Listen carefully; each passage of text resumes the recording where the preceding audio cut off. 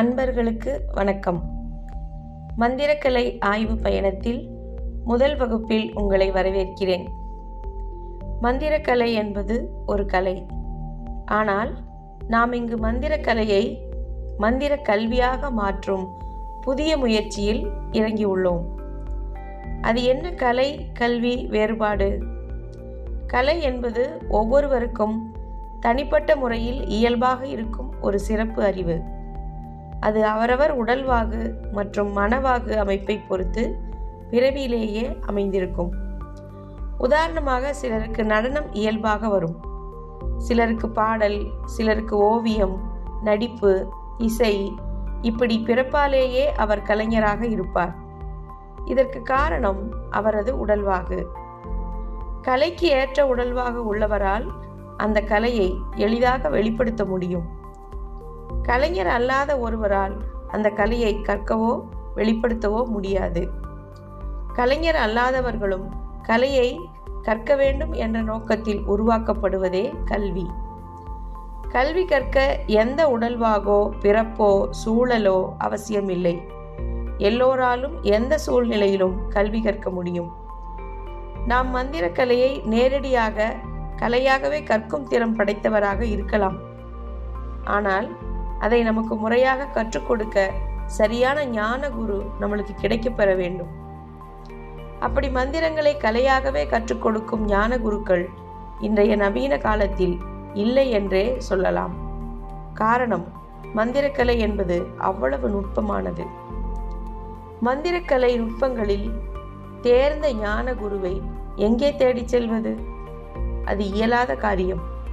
அதனால்தான் நாம் இப்போது மந்திரக்கலையை கல்வியாக மாற்ற முடியுமா என்ற புதிய முயற்சியில் இறங்கியுள்ளோம். இசை, நாட்டியம், ஓவியம் என எத்தனையோ கலைகள் கல்வியாக மாறிவிட்டது. இன்று கல்லூரி, PhD வரை கலைகளை கல்வியாக கற்கிறோம். தமிழ்நாட்டில் கூட கவின்கலை பல்கலைக்கழகம் செயல்படுகிறது. சரி, இசை, நாட்டியம், ஓவியம் போல மந்திரக்கலையை கல்வியாக சொல்லித்தரும் கல்விக்கூடங்கள் உண்டா என்றால் இல்லை. வேத மந்திரங்களை சொல்லித்தரும் நிறைய ஆசிரமங்கள், குருகுல கல்வி முறைகள் உள்ளன.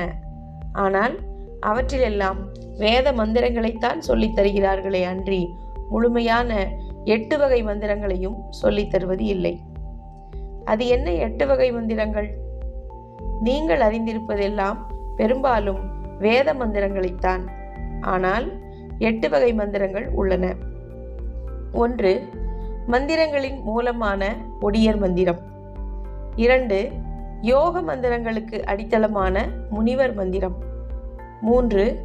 ஜோதிடத்திற்கு அடிப்படையான எண் மந்திரம் எனப்படும் திரடியர் மந்திரம். 4. மூலிகை மருத்துவத்திற்கு அடிப்படையான சித்தர் மந்திரம். 5. நாம் இன்று அன்றாடம் பயன்படுத்தும் கடியர் மந்திரம். 6. நமது கனவுகளுக்கு காரணமான தெய்வீக மந்திரம். 7. காப்பு மந்திரங்களுக்கு அடிப்படையான வேத மந்திரங்கள். 8. நவீன மருத்துவம் பயன்படுத்தும் மருத்துவ மந்திரங்கள் என 8 வகை மந்திரங்கள் உள்ளன. இந்த 8 வகை மந்திரங்களையும் நாம் கலையிலிருந்து கல்வியாக மாற்றி கற்கப் போகிறோம். கற்றல் என்பதை விட ஆராய்ச்சி செய்ய போகிறோம் என்பதே சரி. இந்த பயிற்சி முடிவில் உங்களில் சிலருக்கு மந்திரக்கலை கலையாகவே வாய்க்கப் பெறலாம். சிலருக்கு அது கல்வியாக அறிவை தரலாம்.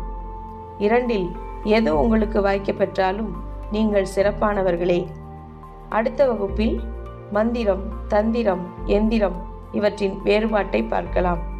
இந்த வகுப்பில் உங்களுக்கு ஏற்பட்ட சந்தேகங்களை கேள்விகளாக அனுப்புங்கள். கேள்விகள் மூலமே ஞானம் பிறக்கும். நன்றி.